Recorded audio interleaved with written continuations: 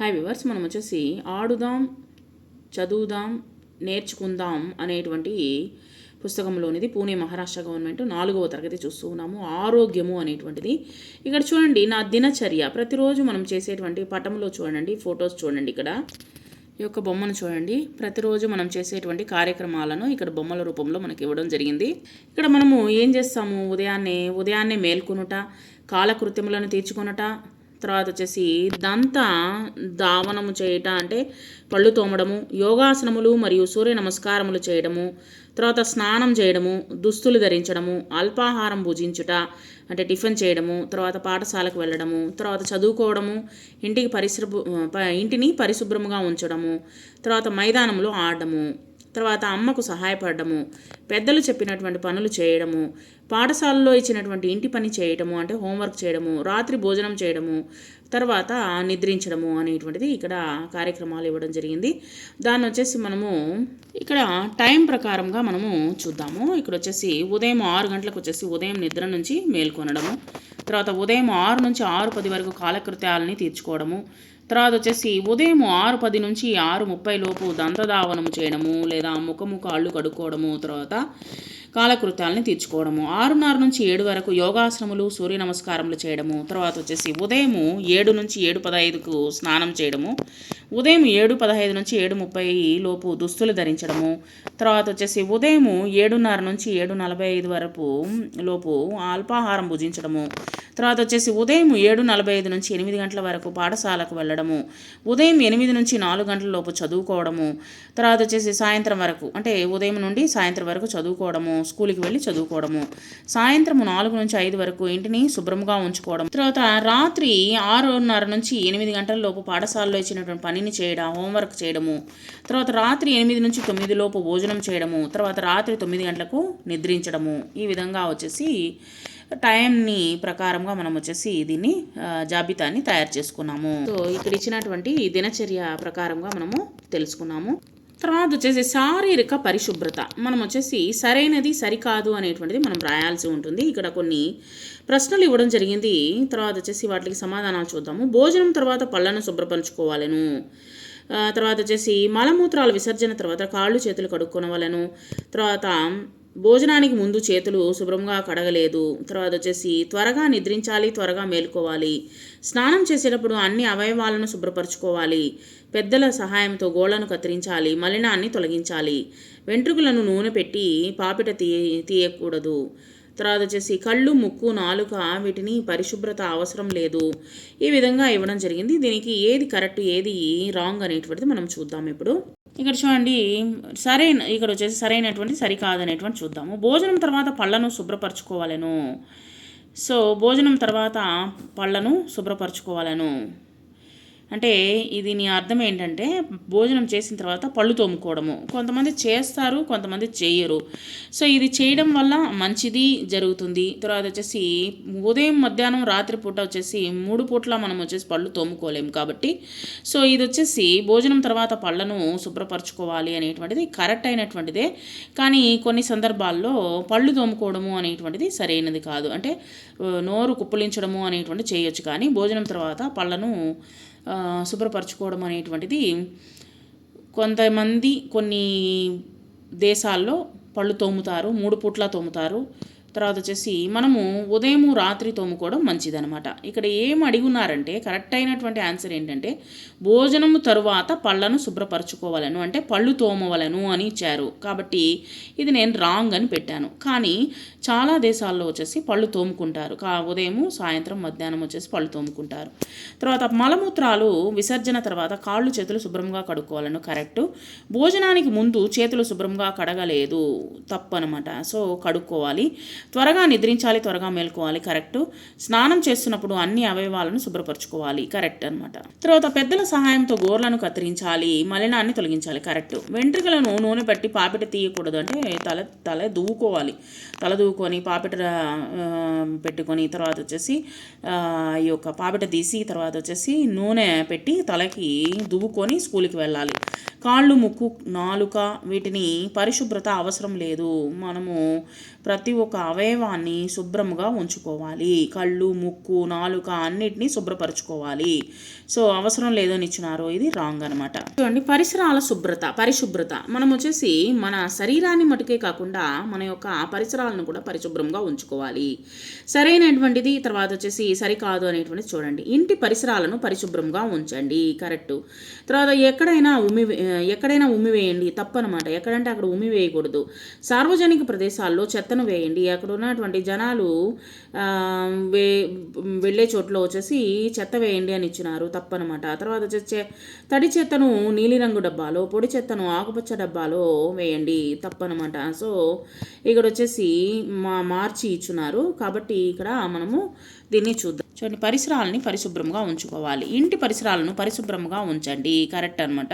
తర్వాత ఎక్కడైనా ఉమ్మి వేయాలి, తప్పు. ఎక్కడంటే అక్కడ ఉమ్మి వేయకూడదు. సార్వజనిక ప్రదేశాల్లో చెత్తను వేయండి అంటే రోడ్డులో, ఇంట్లో చాలామంది వచ్చేసి ఇల్లు జిమ్మేసి రోడ్లో తీసుకొచ్చి వేస్తుంటారు చెత్తను వచ్చేసి, అలాంటి తప్పు పనులు చేయకూడదు. తర్వాత వచ్చేసి తడి చెత్తను నీలిరంగు డబ్బాలో, పొడి చెత్తను ఆకుపచ్చ డబ్బాలో వేయండి. దాంట్లో ఆల్రెడీ ఇచ్చున్నారు వచ్చేసి నీలం రంగు, దాంట్లో వచ్చేసి ఏమిచ్చున్నారు, పొడి చెత్త అని వేయండి అని ఇచ్చినారు. తర్వాత వచ్చేసి పచ్చని డబ్బాలో, ఆకుపచ్చని డబ్బాలో వచ్చేసి తడి చెత్తను వేయండి అని చెప్పేసి ఇక్కడ మనకు ఇవ్వడం జరిగిందనమాట. సో దాని ప్రకారంగా మనము వేయాలి. సో ఇది వచ్చేసి రాంగ్ అనమాట. తర్వాత ఆహారము ఏ విధంగా తీసుకోవాలి అనేటువంటి, ఉప్పు అధికంగా సేవించడాన్ని తగ్గించండి.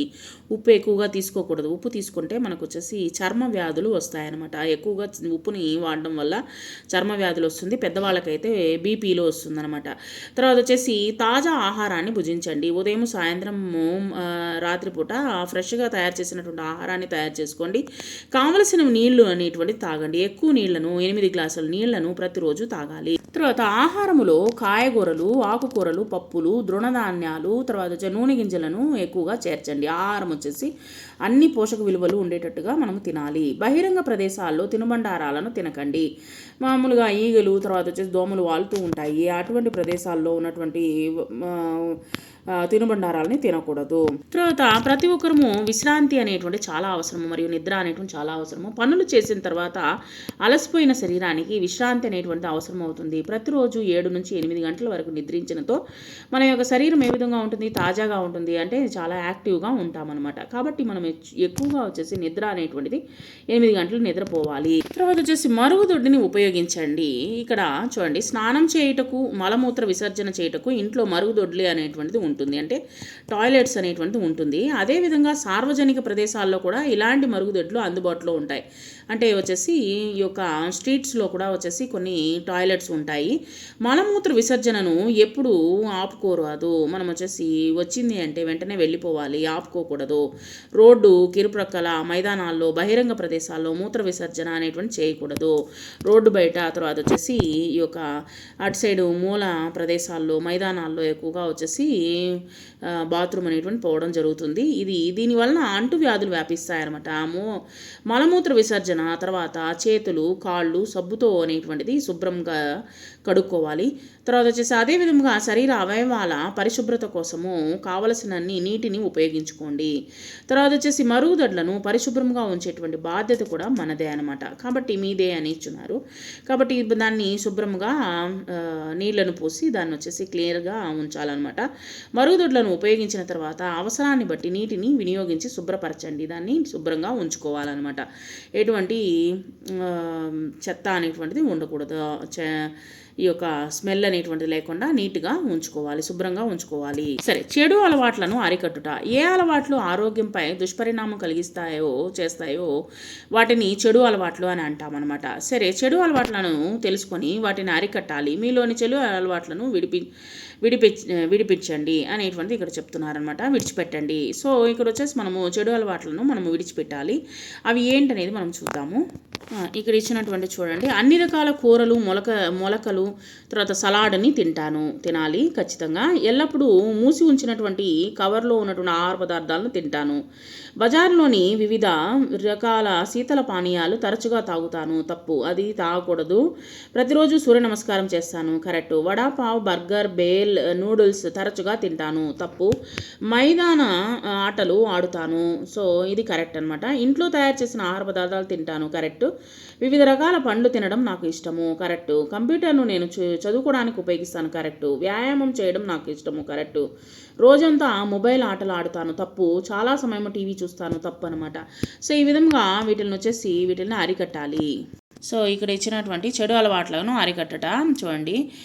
కూరగాయలు, మొలకలు బాగా తినాలి. ఎల్లప్పుడూ మూసి ఉంచినటువంటి ఆహార పదార్థాలను తినాలి. తర్వాత వచ్చేసి బజార్లో వివిధ శీతల పానీయాలు అంటే ఈ యొక్క డ్రింక్స్ ఉంటాయి కదా, జ్యూసెస్, వాటిని తాగకూడదు అనమాట. వాటిని తప్పు.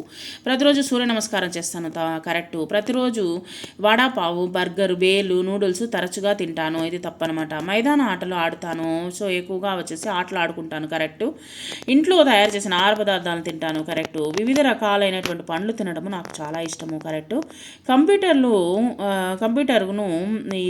నేను చదువుకోవడానికి ఉపయోగిస్తాను. కరెక్టు. వ్యాయామం చేయడము నాకు ఇష్టము. కరెక్టు. రోజంతా మొబైల్లో ఆటలు ఆడుతాను. తప్పు. చాలా సమయం టీవీ చూస్తాను. తప్పు. సో మనము మన అలవాట్లు అనేటువంటిది మార్చుకోవాలి అనేటువంటిది మనకి ఇక్కడ ఇవ్వడం జరిగింది. ఇక్కడ వచ్చేసి సాధారణ అనారోగ్యాలు అనేటువంటి చూద్దాము. ఇక్కడ చూడండి, సాధారణ జ్వరం వచ్చిందనుకోండి, శరీర ఉష్ణోగ్రత పెరగడం వల్ల, శరీరంలో వేడి పెరగడం వల్ల ఏమవుతుంది వచ్చేసి మనకు జ్వరం అనేటువంటిది వస్తుంది అనమాట.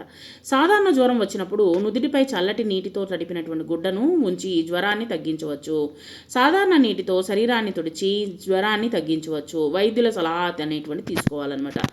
మరీ చల్లగా ఉండేటువంటి నీళ్లు తీసుకోకూడదు అనమాట. తర్వాత వచ్చేసి జలుబు, దగ్గు కానీ వచ్చినట్లయితే ముక్కు కారణము లేక దగ్గు రావడం వలన వ్యాధులు సంభవించినప్పుడు ఇతరులతో కలవకపోవడము వంటి జాగ్రత్తలు మరియు భద్రత పాటించాలి. అంటే చేతులు షేక్ హ్యాండ్ ఇవ్వడము, తర్వాత వచ్చేసి వాళ్ళ ముందే తుమ్మడము, ఇలాంటి పనులు చేయకూడదు.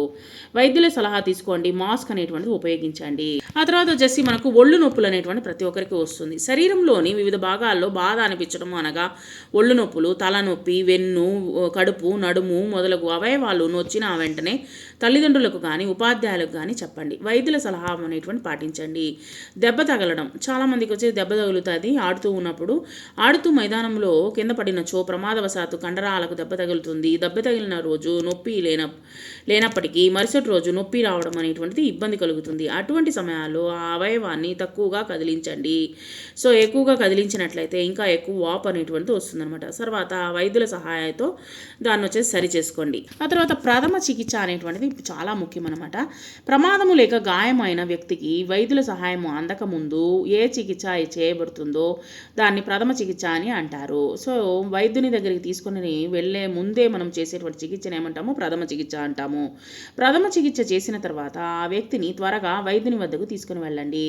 సో గీరుకున్న గాయము, సో గీకిపోయినటువంటి భాగాన్ని నీటితో శుభ్రంగా కడగండి. శుభ్రమైనటువంటి పొడిగుడ్డతో అవయవాన్ని తుడవండి. ముందు వచ్చేసి ప్రాంతాన్ని తుడవండి. తుడిచిన తర్వాత ఆ భాగంలో క్రిమిసంహారక మందు అంటే ఆ యొక్క యాంటీబయాటిక్ మందులు ఉంటాయి కదా, వచ్చేసి ట్యూబులు, వాటిని వాడండి. లేపనము రాయండి.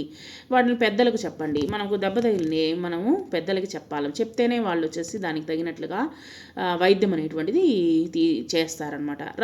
రక్తస్రావము, ఇప్పుడు వచ్చేసి మనము పెన్సిల్ చెక్కడము లేకపోతే కత్తితో ఏదైనా పనులు చేసినప్పుడు రక్తస్రావం అనేటువంటి జరుగుతూ ఉంటుంది. అక్కడ చేతిలో ఒత్తి పట్టి రక్తస్రావాన్ని ఆపండి. తర్వాత రక్తస్రావం ఆగిపోయినప్పుడు గాయము అయిన భాగాన్ని నీటితో శుభ్రపరిచి దానిపై క్రిమిసంహారక మందు అనేటువంటి దూది పెట్టి కట్టాలి. తర్వాత వచ్చేసి దానికి కూడా వచ్చేసి యాంటీబయాటిక్ మందు అనేటువంటిది వేసి కట్టాలి. వెంటనే తర్వాత వచ్చేసి మనము వైద్యుని దగ్గరికి తీసుకుని వెళ్ళాలి. ఈ విధంగా మనము వీలున్నంత వరకు మనము ఇంట్లోనే మనము చికిత్స అనేటువంటి చేయాలి. దాన్నే వచ్చేసి ఏమంటాము? ప్రథమ చికిత్స అని అంటాము. కొంతమందికి వచ్చేసి ఎముకలు విరుగుతాయి. ఎముకల భగ్నత అనగా శరీరంలోని ఎముకలు విరుగుట లేదా ఎముకకు దెబ్బ తగలడము అని అంటాము. ఎముకలు విరిగిన అవయవానికి అతి తక్కువగా కదిలిస్తూ ఒక పట్టీని ఆధారంగా ఇవ్వండి. ఇది మనం వచ్చేసి ఎముకలు విరిగినప్పుడు డాక్టర్ దగ్గరికి వెళ్ళి దాన్ని ఎక్స్రే చూసిన తర్వాత దాన్ని సరి చేస్తారనమాట. తర్వాత వచ్చేసి కాలడం కూడా వచ్చేసి ఒక ఇదనమాట. మనము కాలిన అవయవంపై ఇప్పుడు దీపావళి టపాసుల దగ్గర పిల్లలు వచ్చేసి ఎక్కువగా కాల్చుకుంటూ ఉంటారు. అలాంటి పనులు చేయకూడదు అనమాట. కాలిన అవయవాలపై వెంటనే చల్లటి నీటిని నిదానంగా పోయండి. పోసిన తర్వాత కాలిన గాయానికి ఉపయోగించేటువంటి లేపనాన్ని పోయండి, ఆయింట్మెంట్ అనేటువంటి పోయండి. తర్వాత వైద్యుని దగ్గరికి తీసుకుని వెళ్ళండి, సహాయం అనేటువంటి తీసుకోవాలి. ఒక ఖాళీ డబ్బాను తీసుకుని ప్రథమ చికిత్స పెట్టెను తయారు చేయండి. సో అందులో ఇంటిలో లభ్యమయ్యేటువంటి ప్రథమ చికిత్స వస్తువులను ఉంచండి. తర్వాత వచ్చేసి ఇంట్లో వచ్చేసి దూది ఇవన్నీ ఉంటాయి కాబట్టి బ్యాండేజు వీటిలన్నిటిని కత్తిర ఇవన్నీ వచ్చేసి దాంట్లో ఆ యొక్క చికిత్స డబ్బాను తయారు చేసి దాంట్లో ఉంచండి. తర్వాత దుస్తులు వస్త్రధారణ. ఇప్పుడు వచ్చేసి ఋతువులను అనుసరించి దుస్తులు అనేటువంటిది మనము బట్టలు అనేటువంటివి వేరువేరుగా ఉంటాయి.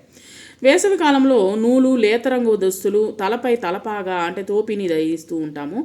చలికాలంలో వెచ్చదనము ఇచ్చేటువంటి ఉన్ని దుస్తులను, స్వెట్టర్లు, జర్కిన్, తర్వాత మఫ్లరు, చెవుల టోపీ, చేతి మేజోళ్ళు, కాలి మేజోళ్ళు అంటూ సాక్స్, తర్వాత చేతికి వచ్చేసి గ్లౌజులు అన్నీ వేసుకుంటాం అనమాట చలికాలంలో. వర్షాకాలంలో వర్షం నుంచి రక్షణ పొందడానికి వర్షంలో తడవనట్టి పెద్ద రెయిన్ కోటు, తర్వాత టోపీలు, గమ్ బూట్లు అనేటువంటి మనం ఉపయోగిస్తూ ఉంటాము అనమాట. తర్వాత వచ్చేసి వేరువేరు సమయాల్లో వేరువేరు దుస్తులు అనేటువంటి ధరించబడుతుంది. వాటిని వస్త్రధారణ అని అంటాము. ఉదాహరణకు పాఠశాల యూనిఫాము, తర్వాత ఏదైనా పెండ్లి వేడుకల్లో వస్త్రధారణ, వృత్తిని అనుసరించి వస్త్రధారణ అంటే ఒక్కొక్క డాక్టర్స్ వచ్చేసి వైట్ డ్రెస్ వేసుకుంటారు, లాయర్స్ వచ్చేసి బ్లాక్ వేసుకుంటారు, సో కాకి డ్రెస్ వచ్చేసి పోలీస్ ధరిస్తారు. ఈ విధంగా వచ్చేసి పోస్ట్ మ్యాన్ కాకి దుస్తులను ధరిస్తారు. ఈ విధంగా వృత్తి పరంగా వచ్చేసి యూనిఫామ్ అనేటువంటిది ధరించడం జరుగుతుంది అనమాట ప్రతి ఒక్కరు. సో ఆ యూనిఫామ్ అనేటువంటిది మనము చూస్తూ ఉంటాము ప్రతి ఒక్క దగ్గర. ఆటలు వ్యాయామం కొరకు వస్త్రధారణ వేరువేరు విధముగా ఉంటుంది. ఆటగాళ్లకు వాటి ఆటలను అనుసరించి వివిధ రకాలైనటువంటి దుస్తులను ధరించవలసి ఉంటుంది. ఆటగాళ్ళకు కూడా వచ్చేసి రకరకాలైనటువంటి దుస్తులు అనేటువంటిది ఇప్పుడు వచ్చేసి ఫుట్బాల్ ఆడే వాళ్ళకి వేరేగా, తర్వాత వచ్చేసి ఇక్కడ క్రికెట్ ఆడే వాళ్ళకి వేరేగా దుస్తులు అనేటువంటిది డిఫరెంట్గా యూనిఫామ్ అనేటువంటిది ఉంటుంది.